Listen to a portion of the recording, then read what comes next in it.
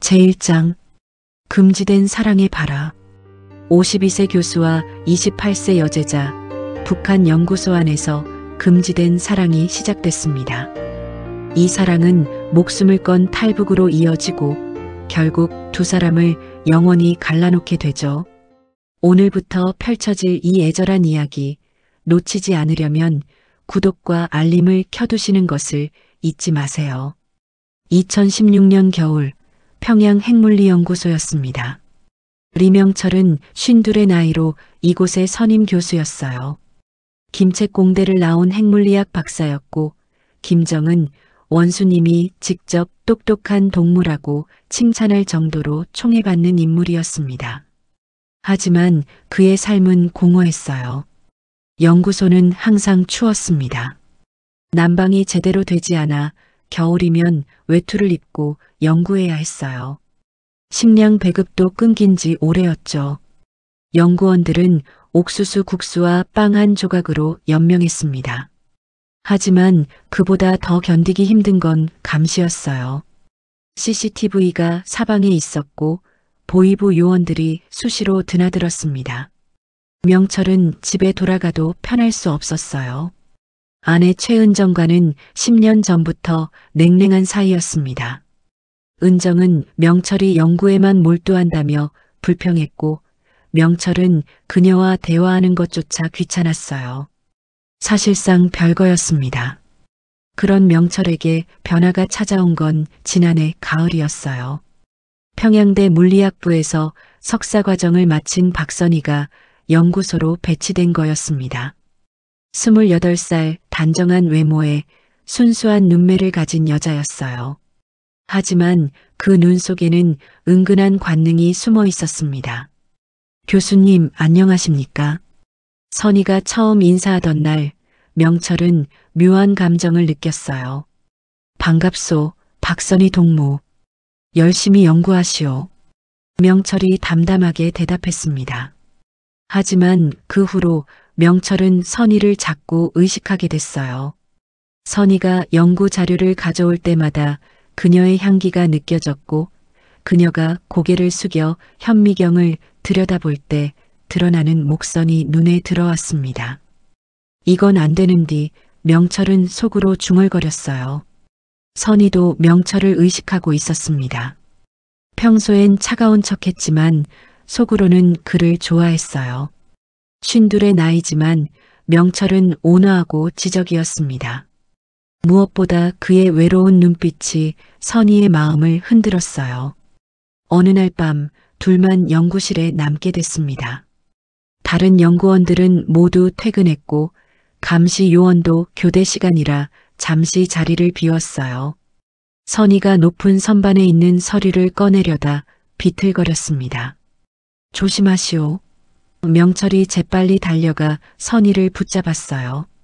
선희가 명철의 품에 쓰러졌습니다. 둘의 몸이 밀착됐어요.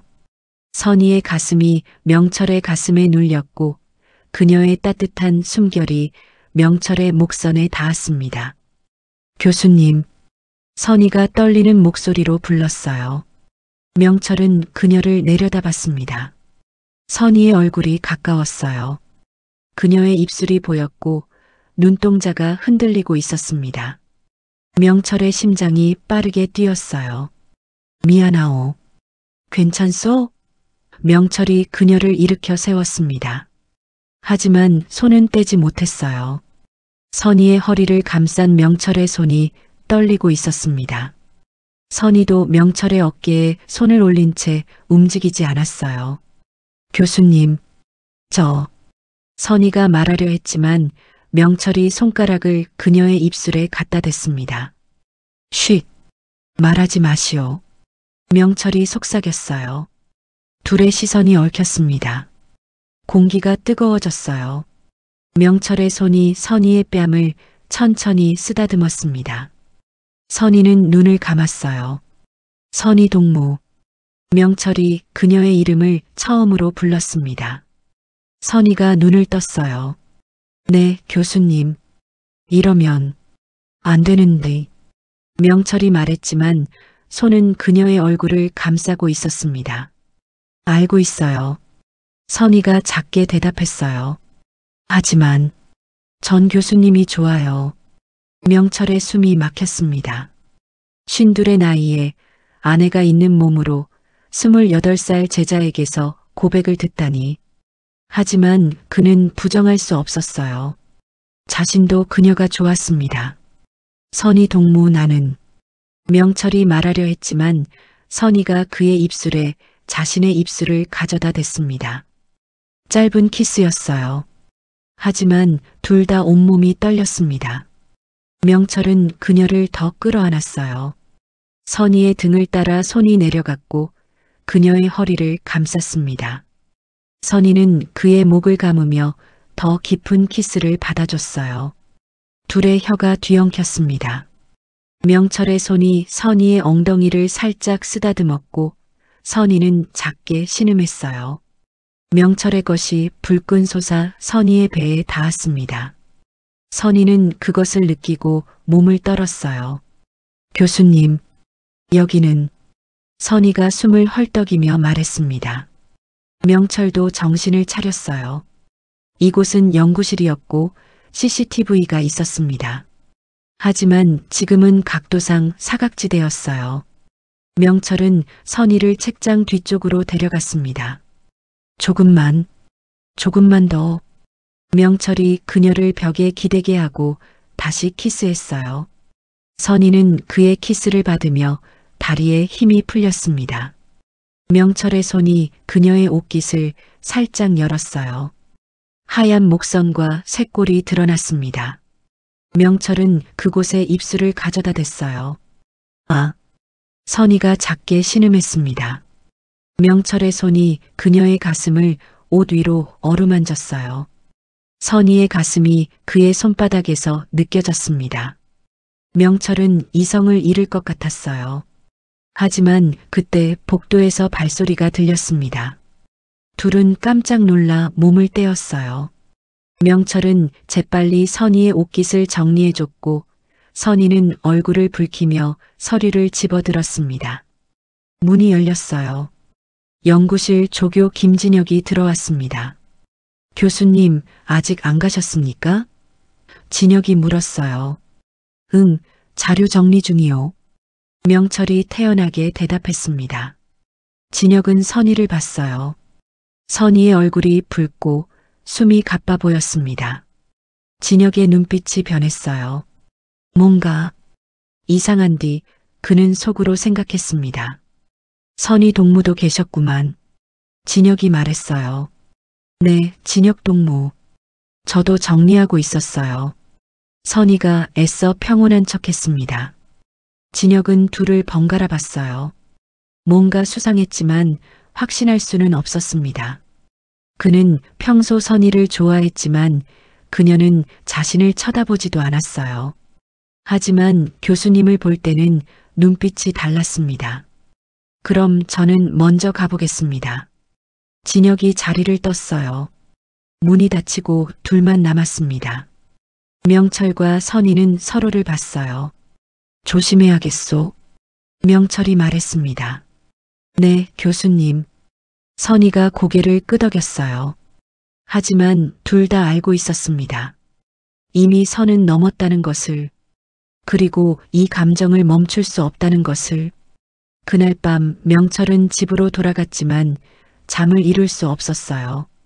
선희의 향기, 그녀의 따뜻한 몸, 그녀의 입술, 모든 게 생생했습니다. 선희도 마찬가지였어요. 기숙사 침대에 누워 명철을 떠올렸습니다. 52의 나이지만 그의 손길은 온화했고 그의 키스는 절제되어 있었어요. 하지만 그 속에 숨겨진 열정을 선희는 느낄 수 있었습니다. 다음 날 연구소에서 이상한 일이 벌어졌어요. 보이부 중자 강경수가 연구소를 방문한 겁니다. 그는 47의 나이로 거칠고 폭력적인 성격으로 악명 높았어요. 리명철 교수 어디 있소? 강경수가 큰 소리로 물었습니다. 제가 리명철입니다. 명철이 나왔어요. 강경수는 명철을 위아래로 훑어봤습니다. 그리고 명단 하나를 꺼내봤어요. 거기에는 연구소 직원들의 이름이 적혀 있었습니다. 요새 연구 잘 되고 있소? 강경수가 물었어요. 예, 잘 되고 있습니다. 명철이 대답했습니다. 강경수는 명단을 보다가 한 이름에 멈췄어요. 박선희. 그는 미소를 지었습니다. 박선희 동무도 여기서 일하는구만. 강경수가 말했어요. 명철의 심장이 철렁했습니다. 그날 밤 연구실 CCTV 불빛이 깜빡였습니다. 누군가 둘의 시간을 보고 있었습니다. 제2장 몰래 피어나는 관계. 김정은의 특명이 떨어졌습니다. 그리고 두 사람의 사랑은 더욱 깊어졌죠. 하지만 보위부의 감시 또한 시작됐습니다. 일주일 뒤 명철에게 긴급 소집 명령이 내려왔습니다. 김정은 원수님의 극비 실험팀으로 편입된다는 거였어요. 평양 외곽의 비밀 연구소에서 핵무기 소형화 프로젝트를 맡게 됐습니다. 리명철 동무 원수님께서 동무를 지목하셨소. 당 간부가 말했어요. 이건 영광이요. 실패는 용납되지 않소. 명철은 고개를 숙였습니다. 최선을 다하겠습니다. 하지만 이 프로젝트는 불가능한 것이었어요. 김정은은 비현실적인 기한을 제시했고 연구 환경은 최악이었습니다. 장비는 낡았고 자료는 부족했어요. 게다가 보위부 감시가 2배로 늘어났습니다. 원수님께서 말씀하시면 되는 거 아네? 김정은의 말이 전해졌어요. 뭐가 그리 어렵소? 명철은 한숨을 쉬었습니다. 과학을 모르는 독재자의 무식함이 드러나는 순간이었어요. 그럼에도 명철에게는 위안이 있었습니다. 선이었어요. 선이도 이 프로젝트에 배치됐습니다. 둘은 매일 연구소에서 만났어요. 어느 날 밤늦게 명철은 연구실 책상에 엎드려 잠들었습니다. 너무 피곤했어요. 선이가 조용히 들어와 그를 봤습니다. 교수님. 선이가 작게 불렀지만 명철은 깨지 않았어요. 선이는 자신의 외투를 벗어 명철의 어깨에 덮어줬습니다. 그리고 그의 옆에 조용히 앉았어요. 명철의 피곤한 얼굴을 바라보며 선이는 가슴이 아팠습니다. 교수님, 요새 너무 피곤해 보여요. 선이가 속삭였어요. 명철이 천천히 눈을 떴습니다. 선이가 자신을 내려다보고 있었어요. 선이 동무. 명철이 일어나려 했지만 선이가 그의 어깨를 눌렀습니다. 그냥 좀 쉬세요. 선이가 말했어요. 명철은 선이의 손을 잡았습니다. 고맙소. 선이는 그의 손을 꽉 쥐었어요. 둘은 그렇게 한참을 앉아 있었습니다. 연구실은 고요했고 난방이 안 돼서 추웠지만 둘의 손은 따뜻했어요. 선이 동무, 이러다 둘 다 위험해질 수 있소. 명철이 걱정스럽게 말했습니다. 알아요. 하지만 선이가 그의 얼굴을 쳐다봤어요. 전 교수님 없이는 못 살 것 같아요. 명철의 가슴이 뜨거워졌습니다. 그는 선이를 끌어당겼어요. 선이가 그의 품에 안겼습니다. 둘은 그렇게 서로를 안고 있었어요. 나도. 그렇소. 명철이 그녀의 머리를 쓰다듬으며 말했습니다. 선이는 그의 가슴에 얼굴을 묻었어요. 명철의 심장 소리가 들렸습니다. 선이는 그 소리를 들으며 안정감을 느꼈어요. 교수님, 저 좀 쉬고 싶어요. 선이가 말했습니다. 여기서? 명철이 물었어요. 네. 교수님 옆에서요. 선이가 대답했습니다. 연구실 한쪽에는 간이 침대가 있었어요. 밤샘 연구할 때 쓰는 거였습니다. 명철과 선이는 그 침대에 나란히 누웠어요. 좁은 침대였습니다. 둘의 몸이 자연스럽게 밀착됐어요. 명철은 선이를 옆으로 껴안았고 선이는 그의 품에 파고들었습니다. 따뜻하네요. 선이가 말했어요. 선이 동무도 따뜻하오. 명철이 그녀의 허리를 감싸며 말했습니다. 선희는 명철의 가슴에 손을 올렸어요. 명철의 손이 그녀의 등을 천천히 쓰다듬었습니다. 선희의 숨소리가 점점 깊어졌어요. 교수님. 선희가 고개를 들어 그를 봤습니다. 명철도 그녀를 내려다봤어요. 둘의 얼굴이 가까워졌습니다. 명철이 천천히 고개를 숙여 그녀의 입술에 키스했어요. 이번에는 더 깊은 키스였습니다. 명철의 혀가 선희의 입술을 살짝 하찼고 선희는 입을 열어줬어요. 둘의 혀가 뒤엉겼습니다. 명철의 손이 선희의 허리에서 엉덩이로 내려갔어요. 선희는 작게 떨었습니다. 명철은 그녀의 엉덩이를 부드럽게 쓰다듬었어요. 선희 동무. 명철이 키스를 멈추고 그녀의 귓가에 속삭였습니다. 이러면 참기 힘들디. 저도요, 교수님. 선희가 그의 목에 얼굴을 묻으며 말했어요. 명철의 것이 이미 불끈 솟아 선희의 허벅지에 닿아 있었습니다. 선희는 그것을 느끼고 얼굴이 붉어졌어요. 하지만 피하지 않았습니다. 교수님, 선희가 떨리는 목소리로 말했어요. 말하시오. 명철이 그녀의 뺨을 쓰다듬었습니다. 교수님이 원하시면 전 괜찮아요. 선희가 용기를 내어 말했어요. 명철은 숨을 깊이 들이쉬었습니다. 하지만 이성이 그를 붙잡았어요. 아니요, 선희 동무. 여기는 너무 위험하오. 명철이 말했습니다. CCTV도 있고 누가 언제 들어올지 모르오. 선희는 아쉬워했지만 고개를 끄덕였어요. 명철의 배려를 이해했습니다.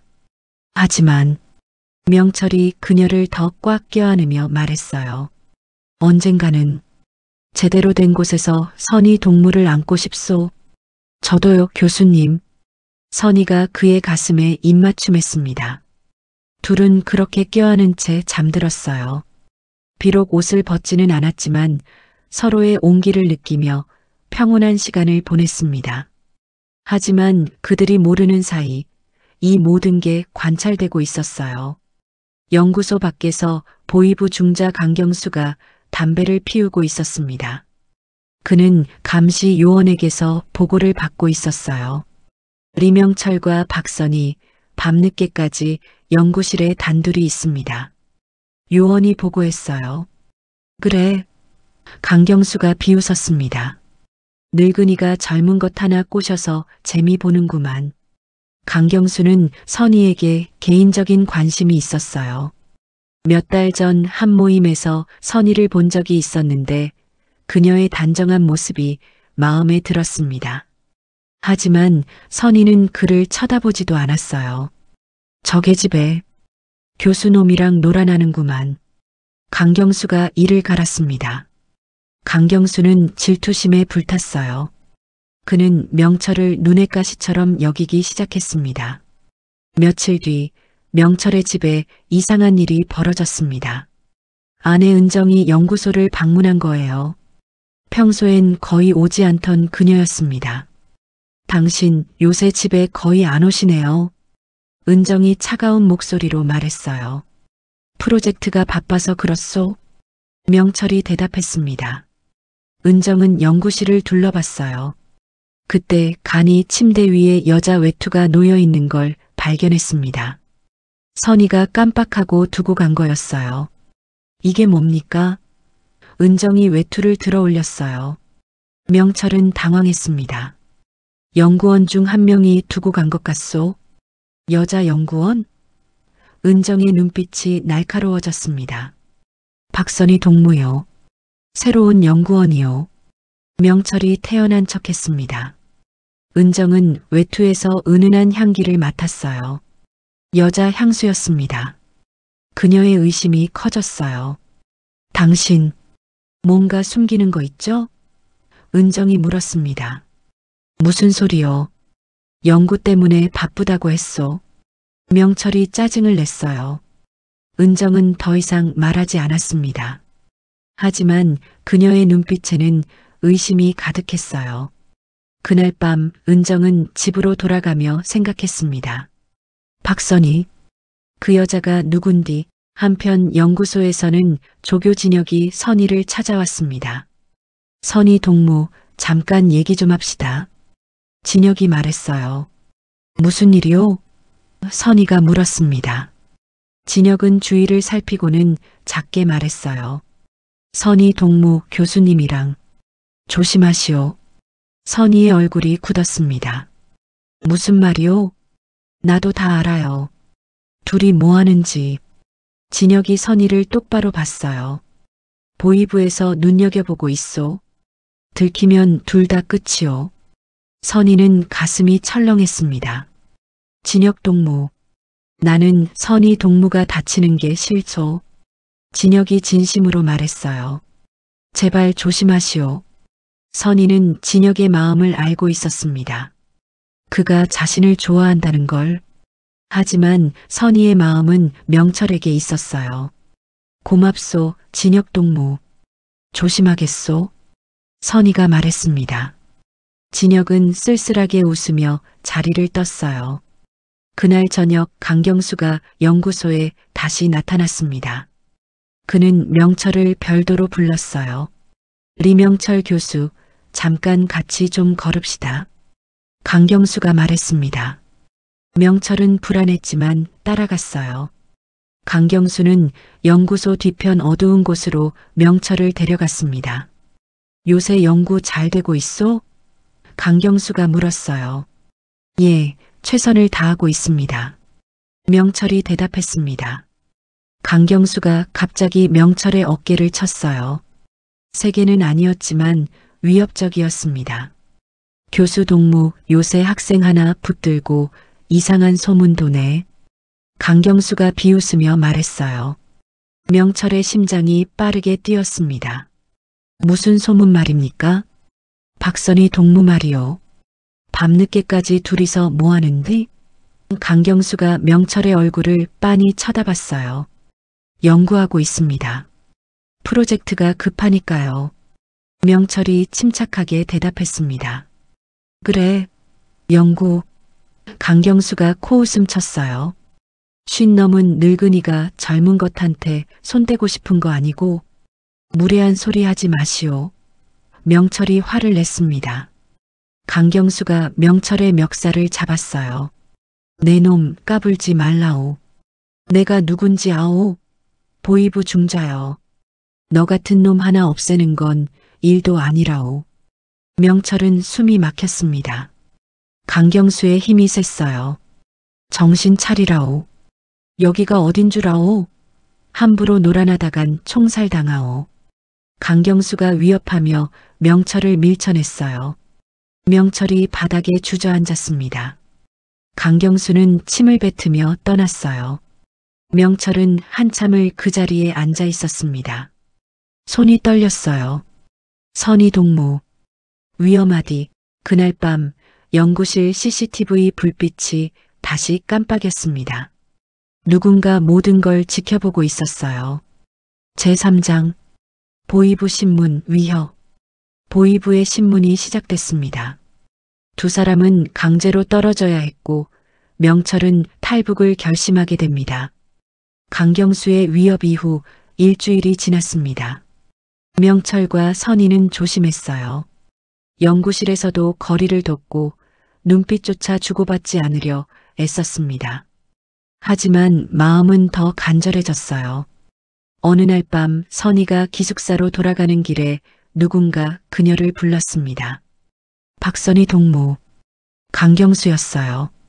선희는 깜짝 놀라 돌아봤습니다. 중자 동무 무슨 일이십니까? 잠깐 차 한잔 합시다. 강경수가 웃으며 말했지만 눈빛은 차갑고 음흉했어요. 죄송하지만 늦었습니다. 내일 일찍 출근해야 해서요. 선희가 거절했어요. 강경수의 표정이 굳었습니다. 내가 제안하는 건데 거절하는 거요? 그게. 선희가 당황했어요. 리명철 교수랑은 밤늦게까지 연구실에 있으면서 나랑은 차 한 잔도 못 마시겠다 이거요? 강경수가 비웃었습니다. 선희의 얼굴이 하얗게 질렸어요. 그건 영구 때문이었습니다. 영구. 강경수가 한 걸음 다가왔어요. 50 넘은 늙은이랑 침대에서 뒹구는 게 영구요? 무슨 말씀을? 선희가 뒤로 물러났습니다. 다 알고 있어. 박선희 동무. 강경수가 그녀의 팔을 움켜쥐었어요. 조용히 하면 내가 모른 척 해주지. 하지만 계속 저 늙은이한테 매달리면 둘 다 끝장이요. 선희는 두려웠지만 용기를 냈어요. 손 떼세요. 강경수는 비웃으며 손을 뗐습니다. 생각해 보시오. 나한테 잘 보이는 게 나을 거요. 강경수가 떠나고 선희는 그 자리에 주저앉아 울었어요. 너무 무서웠습니다. 다음 날 명철이 보입으로 소환됐습니다. 좁은 취조실이었어요. 강경수가 기다리고 있었습니다. 앉으시오. 리명철 교수. 강경수가 의자를 가리켰어요. 명철은 앉았습니다. 강경수는 그의 맞은편에 앉아 담배를 피웠어요. 요새 연구 잘 되고 있소? 강경수가 물었습니다. 예, 최선을 다하고 있습니다. 명철이 대답했어요. 그래. 근데 소문이 이상하던데. 강경수가 담배 연기를 명철의 얼굴에 풀어냈어요. 박선희 동무랑 무슨 사이요? 연구 지도를 하고 있습니다. 명철이 침착하게 대답했습니다. 거짓말. 강경수가 책상을 쳤어요.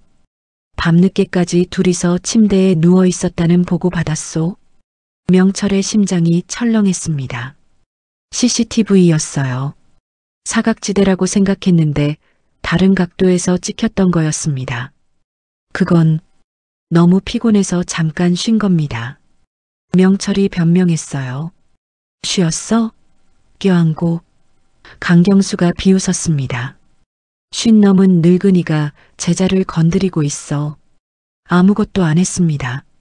명철이 소리쳤어요. 강경수가 일어나 명철에게 다가왔습니다. 그리고 뺨을 3개 때렸어요. 명철이 의자에서 떨어졌습니다. 내 놈, 거짓말하지 마라오. 강경수가 명철을 발로 찼어요. 똑바로 말해. 박선희랑 잤지? 앉았습니다. 명철이 고통을 참으며 말했어요. 강경수는 계속 명철을 폭행했습니다. 얼굴이 피투성이가 되고 갈비뼈에서 소리가 났어요. 하지만 명철은 끝까지 부인했습니다. 좋아. 그럼 박선희를 데려와. 강경수가 부하에게 지시했어요. 잠시 뒤 선희가 끌려왔습니다. 그녀는 명철의 모습을 보고 비명을 질렀어요. 교수님. 선희가 그에게 달려가려 했지만 요원들이 막았습니다. 박선희 동무 정직하게 말하시오. 강경수가 그녀에게 다가갔어요. 리명철이랑 무슨 사이요? 연구 지도를 받고 있습니다. 선희가 떨리는 목소리로 대답했어요. 거짓말하지 마. 강경수가 선희의 뺨을 때렸습니다. 선희가 바닥에 쓰러졌어요. 그만해요. 명철이 소리쳤습니다. 선희 동무는 아무 잘못 없어요. 그럼 내가 유혹한 거냐? 강경수가 명철을 노려봤어요. 명철은 선희를 봤습니다. 그녀의 눈에 눈물이 가득했어요. 명철은 결심했습니다. 그렇소. 제가 선희 동무를 좋아했소. 명철이 고백했어요. 선희가 놀라 명철을 봤습니다. 교수님. 하지만 아무것도 안 했소. 그냥 마음만 있었을 뿐이요. 명철이 강경수를 똑바로 봤어요. 선희 동무는 정말 아무 잘못 없소. 저 혼자 멋대로 좋아한 거요. 강경수는 비웃었습니다. 좋아?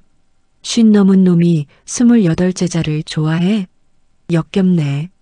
뭐라고 하든 상관없소. 선희 동무만은 놔주시오.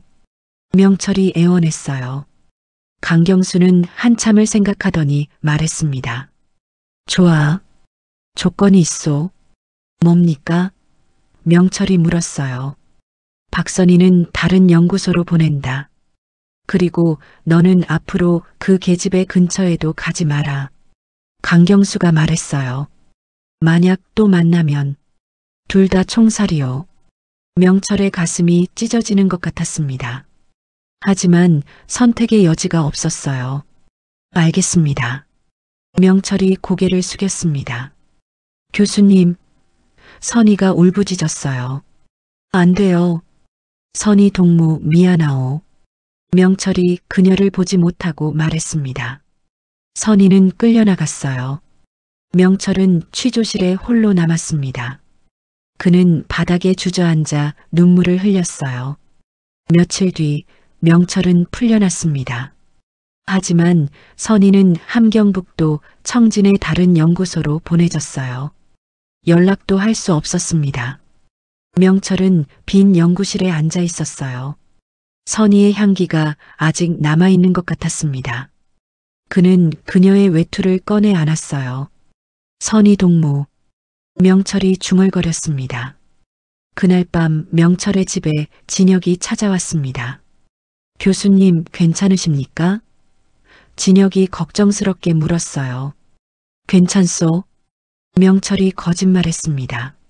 선희 동무, 청진으로 갔다고 하던데요. 진혁이 말했어요. 명철은 대답하지 않았습니다. 진혁은 잠시 망설이다 말했어요. 교수님 저 도와드릴 게 있습니다. 뭐요? 명철이 물었어요. 탈북 말입니다. 진혁이 작게 말했어요. 저도 사실 이 나라를 떠나고 싶었어요. 국경 쪽에 아는 브로커가 있습니다. 명철의 눈이 커졌습니다. 진혁 동무, 교수님 혼자 여기 남아 계시면 결국 죽을 겁니다. 진혁이 진지하게 말했어요. 강경수 그 자식이 가만 안 둘 거예요. 명철은 생각했습니다. 여기 남아있으면 선희도 만날 수 없고 언젠가는 제거될 거였어요. 하지만 떠나면 선희 동무는요? 명철이 물었습니다. 선희 동무를 데려오시려면 교수님이 먼저 한국에 가셔야 합니다. 진혁이 말했어요. 거기서 돈을 모아 브로커를 통해 선희 동무를 탈북시킬 수 있어요. 명철은 고민했습니다. 하지만 여기서는 방법이 없었어요. 알겠소. 떠나겠소. 명철이 결심했습니다. 진혁은 고개를 끄덕였어요. 내일 밤 제가 국경 쪽 정보원을 만나겠습니다. 다음 날 진혁이 정보를 가져왔습니다. 이번 주 토요일 밤 신의주 쪽 국경 경비가 교대 시간 때문에 약해진다고 합니다. 진혁이 말했어요. 그때 건너가면 됩니다. 고맙소, 진혁 동무. 명철이 그의 손을 잡았어요. 선희 동무를 꼭 데려오세요. 진혁이 말했습니다. 명철은 고개를 끄덕였어요. 하지만 마음 한쪽은 찢어지는 것 같았습니다. 선희를 두고 떠나야 한다는 게 너무 고통스러웠어요. 그날 밤 명철은 선희에게 편지를 썼습니다. 하지만 보낼 방법이 없었어요. 그는 편지를 품에 간직했습니다. 선희 동무, 내가 떠나면 당신도 살 수 있을 거요. 기다려 주시오. 꼭 데리러 올 테니. 토요일이 다가오고 있었습니다. 명철의 마지막 밤이 가까워지고 있었어요. 한편 청진에서 선희는 매일 밤 울고 있었습니다. 명철 교수를 그리워하며 하루하루를 버텼어요. 교수님, 어디 계세요? 선희가 밤하늘을 보며 중얼거렸습니다. 두 사람 사이의 거리는 점점 멀어지고 있었습니다.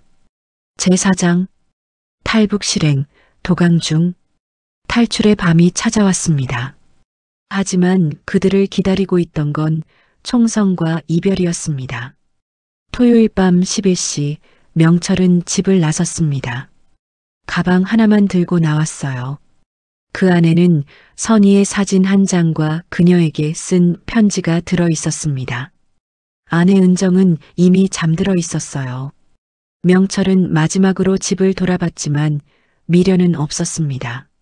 진혁이 골목 어귀에서 기다리고 있었어요. 둘은 말없이 고개를 끄덕이고 어둠 속으로 사라졌습니다. 평양역까지 걸어갔어요. 밤 기차를 타고 신의주로 가야 했습니다. 역에는 사람이 많지 않았습니다. 하지만 보이부 요원들이 곳곳에 서 있었어요. 명철은 긴장했지만 태연한 척 표를 샀습니다. 다행히 의심받지 않았어요. 기차가 출발했습니다. 명철은 창밖을 봤어요. 평양의 불빛이 점점 멀어졌습니다. 그는 가방에서 선희의 사진을 꺼내봤어요. 연구실에서 몰래 찍었던 사진이었습니다. 선희가 웃고 있었어요. 선희 동무 기다려주시오. 명철이 사진에 대고 속삭였습니다. 새벽 4시쯤 신의주에 도착했습니다. 진혁이 알려준 브로커를 만나야 했어요. 역 뒤편 허름한 국수집이었습니다. 명철이 들어서자 주인이 눈빛으로 신호를 보냈어요. 안쪽으로 오시오. 주인이 작게 말했습니다. 뒷방에는 브로커가 기다리고 있었어요. 50대 남자였습니다. 그는 명철을 위아래로 훑어봤어요. 진혁이가 보냈소? 브로커가 물었습니다. 그렇소. 명철이 대답했어요. 돈은 있소? 브로커가 물었습니다. 명철은 가방에서 중국 돈을 꺼냈어요. 몇 년간 모아둔 돈이었습니다. 브로커가 세어봤어요. 이 정도면 되겠소. 오늘 밤 11시 압록강 상류 쪽으로 가시오. 거기서 안내인이 기다릴 거요. 브로커가 지도를 건넸습니다. 명철은 하루 종일 국수집 뒷방에 숨어 있었습니다. 밖에서는 보이부가 순찰을 돌고 있었어요. 명철은 불안했지만 참았습니다. 저녁 무렵 국수집 주인이 놀라운 소식을 전했습니다. 손님, 큰일 났소. 여자 하나가 당신을 찾아왔소. 주인이 급히 말했어요. 여자? 명철이 놀라 물었습니다. 주인이 문을 열자 선희가 서 있었어요. 명철은 믿을 수 없었습니다. 선희 동무. 명철이 그녀를 끌어안았어요. 선희도 그를 꽉 껴안았습니다. 둘 다 울고 있었어요. 어떻게 여기를? 명철이 물었습니다. 진혁 동무가 연락을 줬어요. 교수님이 탈북하신다고. 선희가 숨을 헐떡이며 말했어요. 저도 함께 가고 싶어요. 명철은 그녀의 얼굴을 두 손으로 감싸 쥐었습니다. 너무 보고 싶었어요. 한 달 만에 보는 그녀였습니다. 위험하오. 들키면 둘 다 죽소. 명철이 걱정했어요. 상관없어요. 교수님 없이는 못 살아요. 선희가 그의 가슴에 얼굴을 묻었습니다. 명철은 그녀를 더 꽉 껴안았어요. 이제 함께 떠날 수 있었습니다. 밤 11시 둘은 압록강 상류로 향했습니다. 어두운 밤이었어요. 눈이 내리기 시작했습니다. 안내인이 기다리고 있었어요.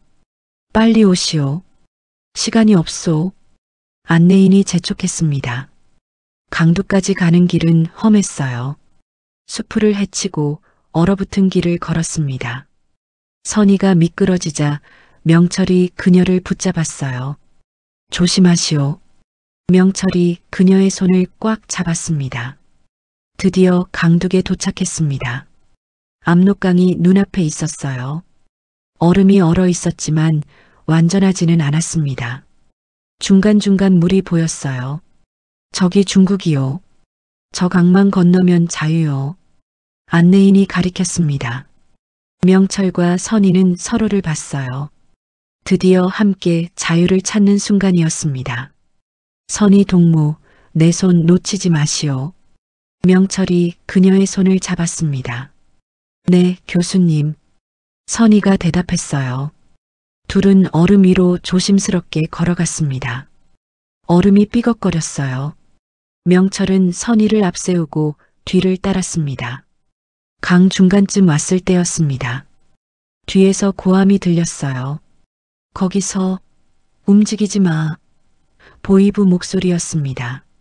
명철이 돌아봤어요. 강둑의 손전등 불빛이 보였습니다. 강경수와 부하들이었어요. 빨리 뛰시오.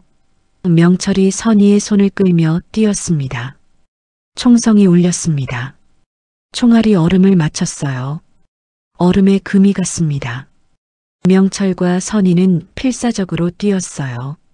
리명철, 이게 자식? 어딜 도망가? 강경수의 고함이 들렸습니다. 또 총성이 울렸어요. 이번엔 선희의 다리 옆을 스쳤습니다. 선희가 비명을 질렀어요. 아! 선희가 넘어졌습니다. 명철이 그녀를 일으켰어요. 하지만 선희의 다리에서 피가 흐르고 있었습니다. 선희 동무. 명철이 다급하게 그녀를 확인했어요. 괜찮아요. 빨리 가요.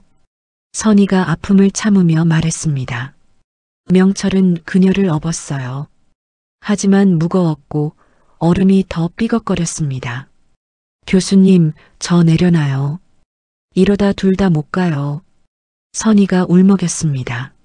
안 돼요. 명철이 그녀를 더 꽉 붙잡았어요. 하지만 선희는 명철의 등에서 내려왔습니다. 그녀의 다리는 이미 힘이 없었어요. 발목을 다친 것 같았습니다. 선희 동무, 제발. 명철이 그녀를 다시 안으려 했습니다. 선희가 그의 손을 밀쳐냈어요. 교수님만이라도 살아가세요. 선희가 눈물을 흘리며 말했습니다. 무슨 소리요? 명철이 그녀를 끌어안았어요. 선희는 명철의 가슴에 마지막으로 얼굴을 묻었습니다. 그의 심장 소리가 들렸어요. 따뜻했습니다. 교수님, 사랑했어요. 선희가 속삭였습니다. 그리고 그녀는 명철을 세게 밀었어요. 명철이 뒤로 비틀거렸습니다. 선희는 반대 방향으로 뛰기 시작했어요. 보이부의 시선을 자신에게 돌리는 거였습니다. 선희 동무. 명철이 울부짖었습니다. 교수님 가세요. 빨리. 선희가 소리쳤어요. 총성이 다시 울렸습니다. 이번엔 선희를 향해 날아갔어요. 선희가 쓰러졌습니다. 안 돼. 명철이 그녀에게 달려가려 했지만 얼음이 깨지기 시작했습니다. 안내인이 명철을 붙잡았어요. 가야 합니다. 지금 가지 않으면 둘 다 죽어요. 안내인이 명철을 끌었습니다. 명철은 저항했지만 안내인의 힘이 셌어요. 그는 억지로 끌려가며 선희를 봤습니다. 선희는 눈 위에 쓰러져 있었어요. 선희 동무. 명철의 울부짖음이 강을 울렸습니다. 명철은 중국 쪽 강둑에 닿았습니다. 하지만 선희는 북한 쪽에 남았어요. 강경수와 부하들이 그녀에게 다가가고 있었습니다. 명철은 그 자리에 주저앉아 울었어요. 손에는 선희가 마지막으로 쥐어준 것이 있었습니다. 그녀의 목걸이였어요. 선희 동무. 미안하오. 미안하오. 명철이 목걸이를 꽉 쥐고 오열했습니다. 안내인이 그를 일으켰어요. 가야 합니다. 여기도 위험해요. 안내인이 말했습니다. 명철은 비틀거리며 일어났습니다. 마지막으로 강 건너를 봤어요. 선희는 보이지 않았습니다. 눈발만 세차게 내리고 있었어요. 명철은 중국 땅을 밟았습니다. 자유를 얻었지만 심장 절반을 그 강에 두고 왔습니다. 그날 이후 저는 살아있는 사람이 아니었습니다. 제5장, 한국 와서 놀라움, 선희 찾아야 한다. 한국에 도착했습니다. 자유를 얻었지만 명철의 마음은 여전히 그 강에 남아 있었습니다. 중국에서 태국을 거쳐 한국까지 석 달이 걸렸습니다. 명철은 2017년 봄 인천공항에 도착했어요. 입국장을 나서는 순간 명철은 숨이 막혔습니다. 환한 불빛, 자유롭게 오가는 사람들, 감시 없는 공기. 북한과는 완전히 다른 세상이었어요. 통일부 직원이 명철을 인천 부평 난민센터로 데려갔습니다. 차창 밖으로 보이는 서울의 야경은 충격 그 자체였어요. 밤인데도 도시 전체가 환했습니다. 네온사인이 반짝이고 거리마다 불빛이 넘쳤어요. 세상에, 이런 데가 있단 말이오. 명철이 넋을 잃고 중얼거렸습니다. 난민센터에 도착해 첫밤을 보냈어요. 방에는 난방이 따뜻하게 들어왔고 전기는 24시간 켜져 있었습니다. 명철은 스위치를 몇 번이고 껐다 켰다 반복했어요. 북한에서는 상상도 못할 일이었습니다. 다음 날 아침 직원이 명철을 식당으로 안내했어요. 아침 식사가 준비되어 있었습니다. 흰 쌀밥, 국, 반찬 6가지. 명철은 눈물이 났어요. 북한에서 몇 년간 먹어보지 못한 음식이었습니다. 드세요. 부족하면 더 가져오시고요. 직원이 웃으며 말했습니다. 명철은 숟가락을 들었지만 떨렸어요. 북한에서는 배급조차 끊겨 옥수수 국수로 연명했었는데 여기서는 이렇게 풍족한 밥상이 당연한 듯 차려져 있었습니다. 일주일 뒤 명철은 정착 교육을 받기 시작했어요. 한국 사회 적응, 취업 준비, 언어 교정 등이었습니다. 다른 탈북자들과 함께 수업을 들었어요. 어느 날 외출 허가를 받아 처음으로 편의점에 갔습니다. 명철은 진열대 앞에서 얼어붙었어요. 삼각김밥, 도시락, 컵라면, 음료수가 가득했습니다. 24시간 언제든 살 수 있다는 게 믿기지 않았어요. 손님 찾으시는 거 있으세요? 알바생이 친절하게 물었습니다. 명철은 감격했습니다. 감시도 없고 의심도 없고 그저 친절한 미소만 있었어요. 아니요. 그냥 보는 중입니다. 명철이 떨리는 목소리로 대답했어요. 명철은 삼각김밥 하나를 샀습니다. 밖에 나와 뜯어 먹었어요. 따뜻했습니다. 명철은 벤치에 앉아 울었어요. 이 자유로운 세상에 선의가 없다는 게 너무 슬펐습니다. 한 달이 지났습니다. 명철은 정착금을 받고 작은 원룸을 얻었어요. 서울 구로구의 낡은 건물이었지만 명철에게는 궁전 같았습니다. 온수가 나오고 난방이 되고 전기가 끊기지 않았어요. 하지만 명철은 편히 잘 수 없었습니다. 밤마다 선의를 꿈꿨어요. 눈 위에 쓰러진 그녀의 모습, 마지막 말 사랑했어요가 계속 들렸습니다. 선의 동무, 어디 계시오? 명철이 밤마다 그녀의 목걸이를 쥐고 중얼거렸어요. 명철은 선의를 찾기 시작했습니다. 탈북자 지원 단체를 찾아다녔어요. 혹시 선의가 탈북했다는 소식이 있는지 물어봤습니다. 박선희, 28살, 평양대 출신, 명철이 설명했어요. 하지만 소식은 없었습니다. 명철은 절망했어요. 어느 날 사설 브로커를 만났습니다. 북한에 있는 사람을 찾아주고 탈북을 도와준다는 사람이었어요. 명철은 그에게 돈을 주고 선의를 찾아달라고 부탁했습니다. 박선희라, 어디 있는지 알아보겠소. 브로커가 말했습니다. 한 달을 기다렸어요. 브로커가 연락을 해왔습니다. 리명철 선생, 나쁜 소식이요. 브로커의 목소리가 무거웠습니다.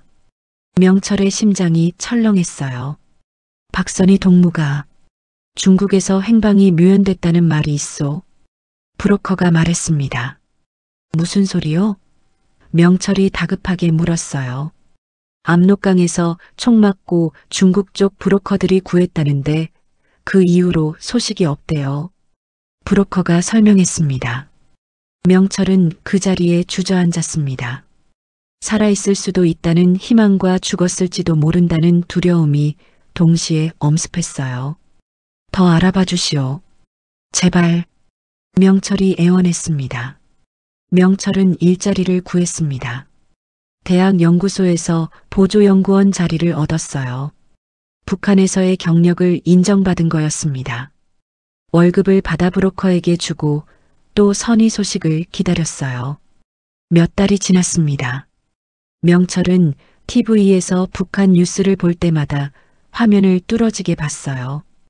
혹시 선의가 보일까 해서였습니다.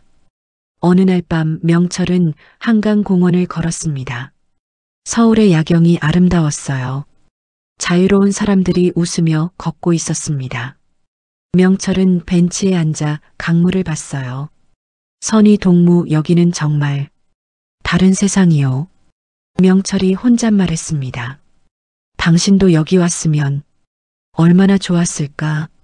명철은 주머니에서 선의와 찍었던 사진을 꺼냈어요. 연구실에서 몰래 찍었던 그 사진. 선의가 웃고 있었습니다. 보고 싶소. 너무 보고 싶소. 명철이 사진에 입맞춤했어요. 그때 휴대폰이 울렸습니다. 브로커였어요. 리명철 선생. 브로커의 목소리가 급했습니다. 무슨 일이요? 명철이 물었어요. 박선희 동무. 살아있다는 제보가 들어왔소. 브로커가 말했습니다. 명철은 숨이 멎었습니다. 정말이요? 명철의 목소리가 떨렸어요. 중국 단둥에서 봤다는 사람이 있소. 확실하진 않지만 브로커가 설명했습니다. 명철의 가슴이 뛰었습니다. 희망이 생겼어요. 제가 가겠소. 중국으로. 명철이 말했습니다. 안 됩니다. 위험해요. 북한 공작원들도 있고. 브로커가 말했지만 명철은 듣지 않았습니다. 상관없소. 선의 동무를 찾아야 하오. 명철이 결심했습니다. 며칠 뒤 또 다른 소식이 왔습니다. 이번엔 뜻밖의 방문객이었어요. 진혁이었습니다. 명철의 집 초인종이 울렸습니다. 문을 여니 진혁이 서 있었어요. 명철은 깜짝 놀랐습니다. 진혁 동무. 명철이 그를 끌어안았습니다. 교수님, 저도 왔습니다. 진혁이 웃으며 말했어요. 둘은 방에 앉아 이야기를 나눴습니다. 진혁도 몇 달 전 탈북에 성공했다고 했어요. 선의 동무 소식 들었습니다. 진혁이 조심스럽게 말했습니다. 알고 계셨소? 명철이 물었어요. 예. 저도 브로커 통해 알아봤습니다. 진혁이 고개를 끄덕였어요. 선의 동무. 살아있을 겁니다. 어떻게 확신하시오? 명철이 물었습니다. 제 친구가 중국 쪽에서 탈북자 지원 일을 하는데요. 박선이라는 이름의 여자가 치료받고 있다는 얘기를 들었대요. 진혁이 말했습니다. 명철의 눈에서 눈물이 흘렀어요. 선의가 살아있다는 확신이 들었습니다. 진혁 동무 고맙소. 정말 고맙소. 명철이 그의 손을 잡았어요. 교수님, 선의 동무 꼭 찾으세요. 진혁이 말했습니다. 명철은 고개를 끄덕였습니다. 희망이 보였어요. 선의 동무 기다리시오. 내가 꼭 찾아갈 테요. 제6장 제외할 듯 스친 뒷모습. 평생 지워지지 않는 이름. 마침내 선의의 소식을 찾았습니다. 하지만 운명은 두 사람을 끝까지 갈라놓았습니다. 진혁의 정보를 받고 명철은 바로 움직였습니다. 중국행 비자를 신청했어요. 탈북자 신분으로는 쉽지 않았지만 한국 여권을 받은 지 석 달이 지나 가능했습니다. 일주일 뒤 비자가 나왔어요. 명철은 짐을 쌌습니다. 가방 안에는 선의의 사진과 목걸이, 그리고 그녀에게 전하지 못한 편지가 들어 있었어요. 그는 거울을 봤습니다. 53이 된 자신의 얼굴. 주름이 깊어졌고 머리는 반백이 됐어요. 하지만 눈빛만큼은 살아있었습니다. 선의 동무, 이제 곧 만날 수 있소. 명철이 거울 속 자신에게 말했습니다. 인천공항에서 단둥행 비행기를 탔습니다. 2시간 비행이었어요. 명철은 창밖을 내다봤습니다. 구름 너머 어딘가에 선의가 있었어요. 심장이 빠르게 뛰었습니다. 단둥공항에 도착했습니다.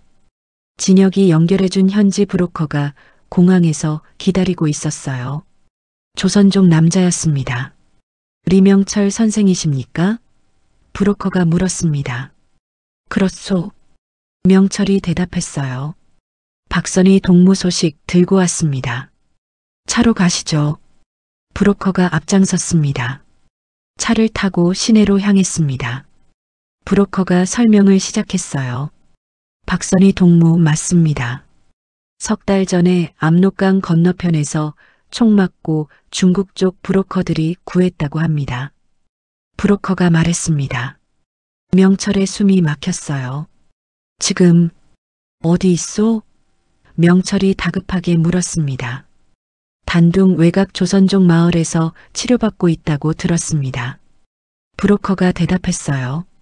명철은 가슴이 터질 것 같았습니다. 드디어 선희를 만날 수 있었어요. 1시간쯤 달려 조선족 마을에 도착했습니다. 낡은 집들이 모여 있는 곳이었어요. 브로커가 한 집 앞에 차를 세웠습니다. 여기입니다. 브로커가 말했습니다. 명철은 떨리는 손으로 차에서 내렸습니다. 집 문 앞에 섰어요. 심장이 미친 듯이 뛰었습니다. 1년 만이었어요. 1년 만에 선희를 만나는 겁니다. 명철이 문을 두드렸습니다. 안에서 발소리가 들렸어요. 문이 열렸습니다. 하지만 나온 건 낯선 중년 여자였습니다. 누구십니까? 여자가 물었어요. 저는 박선희 동무를 찾아왔습니다. 명철이 떨리는 목소리로 말했습니다. 여자의 표정이 어두워졌어요. 박선희요? 여자가 한숨을 쉬었습니다. 이미 떠났습니다. 명철은 그 자리에 얼어붙었습니다. 떠났다니 어디로요? 명철이 물었어요. 보름 전에 다른 브로커한테 넘어갔어요. 어디로 갔는지는 저도 모릅니다. 여자가 미안한 표로 말했습니다. 명철의 다리에서 힘이 빠졌습니다. 겨우 붙잡은 희망이 다시 사라졌어요. 그럼 연락처라도. 명철이 애원했습니다. 없어요. 불법 브로커들은 흔적을 안 남겨요. 여자가 고개를 저었습니다. 명철은 비틀거렸습니다. 브로커가 그를 붙잡았어요. 선생님 괜찮으십니까? 브로커가 물었습니다. 명철은 대답하지 못했습니다. 그는 주저앉아 머리를 감싸쥐었어요. 브로커가 계속 수소문했습니다. 며칠간 단둥 이곳저곳을 돌아다녔어요. 조선족 마을, 탈북자 은신처, 브로커 네트워크. 하지만 선희의 행방은 묘연했습니다. 일주일째 되던 날 브로커가 새로운 정보를 가져왔습니다. 박선희 동무가 북송됐을 가능성이 있습니다. 브로커의 목소리가 무거웠어요. 명철의 얼굴이 새하얗게 질렸습니다. 북송이라니 무슨 소리요? 명철이 떨며 물었습니다.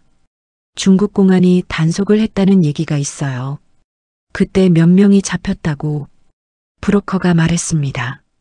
명철은 그 자리에서 무너졌습니다. 북송? 그건 죽음을 의미했어요.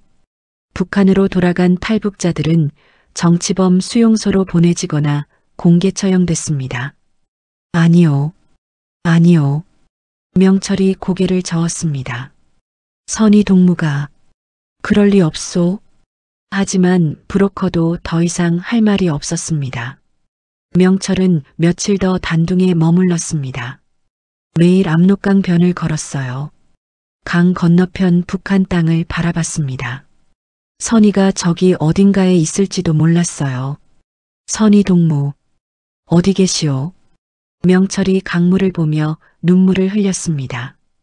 열흘째 되던 날 명철은 단둥 버스터미널에 있었습니다. 한국으로 돌아가는 비행기를 타기 위해 공항으로 가는 버스를 기다리고 있었어요. 버스터미널은 사람들로 북적였습니다. 명철은 멍하니 앉아 있었어요. 가방 안에는 선희에게 주려고 했던 선물이 들어 있었습니다. 한국에서 산 목도리였어요. 선이가 좋아할 만한 연한 하늘색이었습니다. 버스 출발 시간이 다가왔습니다. 명철이 일어서려는 순간 터미널 입구에서 여자 하나가 들어왔어요. 명철의 심장이 멎었습니다. 저 뒷모습, 저 걸음걸이, 선이었어요. 선이 동무. 명철이 소리쳤습니다. 그는 가방을 집어들고 여자에게 달려갔어요. 사람들을 헤치며 뛰었습니다. 여자가 버스 쪽으로 걸어가고 있었어요. 선이 동무. 나요. 명철이요. 명철이 계속 소리쳤습니다. 여자가 버스에 올랐습니다. 명철은 더 빨리 뛰었어요. 하지만 사람들이 너무 많았습니다. 53의 나이 숨이 가빠졌어요. 드디어 버스 앞에 도착했습니다. 명철은 버스 창문을 통해 여자를 봤어요. 그녀가 고개를 돌렸습니다. 하지만 그녀는 선이가 아니었습니다. 비슷한 뒷모습이었을 뿐 전혀 다른 사람이었어요. 명철은 그 자리에 주저앉았습니다. 버스가 출발했어요. 명철은 떠나는 버스를 멍하니 바라봤습니다. 선이 동무. 명철이 작게 중얼거렸습니다. 명철은 한참을 그 자리에 앉아 있었습니다. 사람들이 오가고 버스들이 떠나고 도착했지만 명철은 움직이지 않았어요. 가슴속에서 무언가가 무너지는 소리가 들렸습니다. 해가 저물었습니다. 명철은 천천히 일어났어요. 공항으로 가는 버스를 탔습니다. 창밖으로 단둥 시내가 지나갔어요. 어딘가 저기에 선이가 있을지도 몰랐습니다. 아니면 이미 저 세상 사람이 됐을지도 몰랐어요. 공항에 도착했습니다. 명철은 탑승 수속을 밟았어요. 게이트로 걸어가면서 마지막으로 중국 땅을 밟았습니다. 이제 다시는 오지 못할 것 같았어요. 비행기에 올랐습니다. 창가 자리였어요. 비행기가 이륙했습니다. 명철은 창밖을 봤어요. 단둥이 점점 작아졌습니다. 압록강이 보였어요. 1년 전 선희와 함께 건넜던 그 강. 명철은 가방에서 선희의 사진을 꺼냈습니다. 연구실에서 찍었던 그 사진. 선희가 웃고 있었어요. 선희 동무. 어디에 있든 사람만 있어. 명철이 사진에 대고 속삭였습니다. 나는 기다릴 거요. 평생 기다릴 거요. 인천공항에 도착했습니다. 명철은 입국장을 나왔어요. 한국 땅이었습니다. 자유로운 나라였어요. 하지만 명철의 가슴은 여전히 텅 비어 있었습니다. 집으로 돌아왔습니다. 작은 원룸. 명철은 침대에 누웠어요. 천장을 바라봤습니다. 선희와 연구실 침대에 함께 누웠던 날이 떠올랐어요. 그녀의 따뜻한 숨결, 그녀의 심장 소리, 그녀가 자신의 가슴에 손을 얹던 순간. 선희 동무. 명철이 눈물을 흘리며 중얼거렸습니다. 명철은 매일 밤 선희를 꿈꿨습니다. 함께 한강공원을 걷는 꿈, 함께 편의점에서 삼각김밥을 사 먹는 꿈, 함께 자유로운 이 땅에서 당당하게 손잡고 걷는 꿈. 하지만 깨어나면 혼자였어요. 1년이 지났습니다. 명철은 여전히 탈북자 단체에 선희의 이름을 등록해뒀어요. 혹시라도 소식이 오면 연락달라고 부탁했습니다. 하지만 연락은 오지 않았어요. 어느 봄날 명철은 한강공원을 걸었습니다. 벚꽃이 만개했어요. 연인들이 손잡고 걷고 있었습니다. 명철은 벤치에 앉아 강물을 봤어요. 선희 동무, 여기 벚꽃이 정말 예쁘오. 명철이 혼잣말했습니다. 당신이랑 함께 보고 싶었소? 명철은 주머니에서 선희의 목걸이를 꺼냈습니다. 그녀가 마지막으로 쥐어준 그 목걸이. 1년 내내 품에 지니고 다녔어요. 나는 여기서 기다리겠소. 명철이 목걸이에 입맞춤했습니다. 언젠가 당신이 이 땅을 밟는 날까지. 바람이 불었습니다. 벚꽃잎이 날렸어요. 명철의 주변으로 꽃잎이 흩날렸습니다. 아름다웠지만 쓸쓸했어요. 명철은 일어났습니다. 천천히 집으로 걸어갔어요. 뒤돌아보지 않았습니다.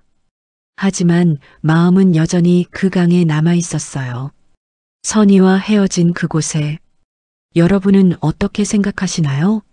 이루지 못한 사랑, 끝까지 기다리는 마음에 대해 혹시 비슷한 경험이 있으신가요? 댓글로 여러분의 이야기를 들려주세요. 이런 애절하고 감동적인 이야기들을 계속 보시려면 구독과 좋아요, 알림 설정 꼭 부탁드립니다. 그의 사랑은 금지된 것이었지만 평생 지워지지 않는 사랑이었습니다. 선희는 그의 가슴 속에서 영원히 살아 숨쉬고 있었습니다.